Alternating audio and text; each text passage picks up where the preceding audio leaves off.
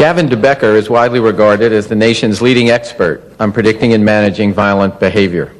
His first book, The Gift of Fear, was the #1 national bestseller in America, remaining on the New York Times bestseller list for 17 weeks. And I have to say, it's a very intelligent and thoughtful presentation on risk, danger, and the responses to violence. The book is now published in 14 languages. Gavin's current book, Protecting the Gift, was the #1 parenting book in America. Mr. de Becker designed the Mosaic computer-assisted threat assessment systems used for screening threats to justices of the U.S. Supreme Court, members of Congress, and the governors of 11 states. Gavin is a senior fellow at UCLA School of Public Policy and Social Research, and you may have seen him on Oprah Winfrey, Larry King Live, 60 Minutes, 2020, or in Time in Newsweek. Be prepared for a very interesting presentation from Gavin de Becker. Thanks. Thanks. I have been asked by a lot of people what today's talk was about, because for many people looking at risk, this is an unusual topic. Particularly people in the public simply want government to take care of it. They don't want to know the details until there's a problem. And I boiled down this event today to this rhetorical question. It is, do we really want to put barricades around every single federal building in America in response to something that happens once every 225 years? And at least I assume that question is rhetorical. You may soon think otherwise as we explore this topic more, so I want to be very clear that I don't at all oppose security precautions or safety precautions. I've been designing them for my entire professional career, and I've been studying fear and violence for 25 years, a little longer if you count my own childhood. And I've learned through this experience that fear is often its own monster, and it carries its own terroristic threat all by itself. A shooting at Littleton, for example, and we add security systems and cameras to high schools all over America, thousands of them. But Columbine had surveillance cameras, cameras that recorded parts of the incident, excellent evidence, but did nothing to prevent the shooting, of course. So we're adding more cameras. And we can see the kids now, but we still can't completely, clearly see the reality of the situation. We've responded to Littleton by enhancing buildings. And we've improved the real estate, to be sure, but not necessarily done anything about a gun access problem that is putting bullets into 75 young people every day. 15 kids died at Littleton.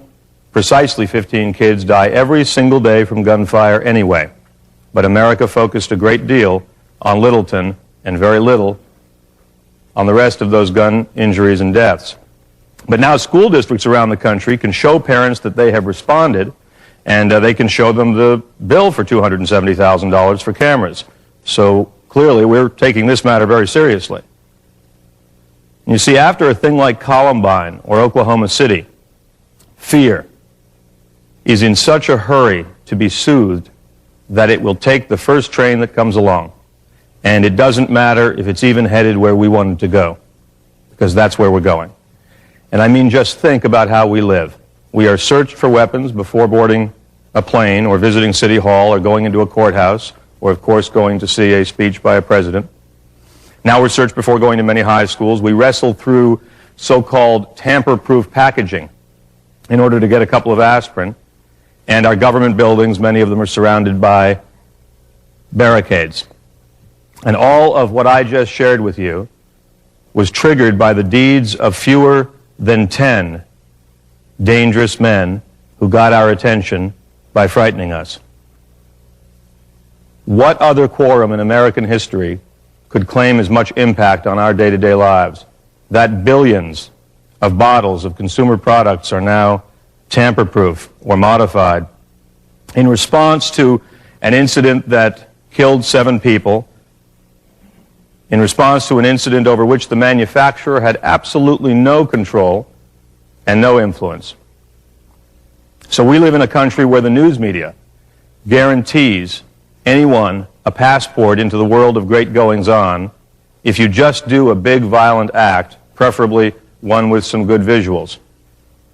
And the lone assailant with a grandiose idea and a handgun or a bomb has become an icon of our culture, because nothing gets attention as reliably as fear. And nature designed it that way. Nature gave each of us a brilliant, intuitive nuclear defense system, and true fear is the signal that we are in the presence of danger. True fear is always based upon something we perceive, or something in our environment, or something in our circumstance. Unwarranted fear is always based upon something in our memory or our imagination. Past example we've all had: you're getting on a plane and something shoots through your head that you ought to, don't take this flight, don't take this flight, this plane's going to crash. And if that is based on a news report you saw 2 weeks ago, that is called unwarranted fear. If that's based on seeing the pilot stumble drunk out of the restaurant at the airport, then you have some real information there. Now, because of that, true fear is a gift, and it can warn us of danger. Unwarranted fear is a curse, because it distracts us from what is really happening. Now, fear does some miraculous things to the body I want to talk about for a moment, because a lot of our topic is related to risk, and a lot of it is related to fear, and the two things are not the same. When you have true fear, your body gets ready, of course, with adrenaline, and it heats up lactic acid in the muscles for running or fighting. And it even gives us a chemical called cortisol, which makes our blood clot more quickly in the event that we are cut in a fight. It is an amazing system. And it's meant to be a very brief signal. You respond to it and you move on. The problem is that unwarranted fear does all the same things. And those chemicals that are such a gift from nature when we need them are toxic when we don't need them. A lot of people are remaining in fear in America. A poll about what Americans fear last year revealed a catalog of catastrophes off the local news. For example, 20% of Americans fear being in an air crash. Now, this isn't surprising, given that through the miracle of satellites and video, we see the wreckage of every plane that falls to Earth, wherever on Earth that happens to happen.